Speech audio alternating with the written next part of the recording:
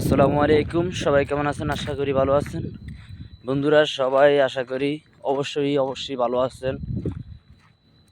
পবিত্র জুমার দিন আজকে জুমা নামাজ পড়তে যাইতেছি। আজকে গত জুমা আমাদের কাছে যে একটি বড় মসজিদ আছে, নতুন মসজিদটি উদ্বোধন হয়েছে। আজকে দ্বিতীয় জুমা, অবশ্যই আমরা যাইতেছি সবাই মিলে একসাথে সেই মসজিদে জুমার নামাজ পড়ার জন্য। বিশাল এক মসজিদ, অনেক বড়। দেখতে পাচ্ছেন কি রৌদ্র পড়তেছে আজকে অনেক গরম।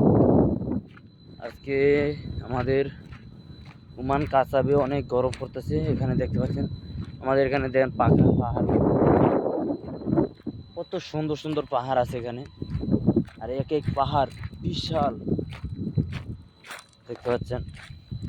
আমরা আছি পাথর, বুঝলেন, চারিদিকে খালি পাথর আর পাথর।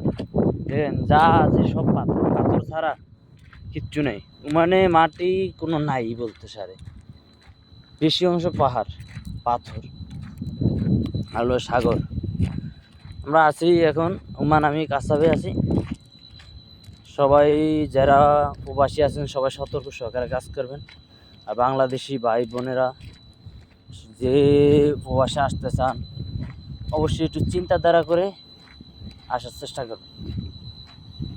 একটু চিন্তা করে আসবেন কি পরিস্থিতি। আইসা যদি কয়েকদিন পর যাবেন তখন আপনার নিজেরও ক্ষতি, আপনার ফ্যামিলিরও ক্ষতি।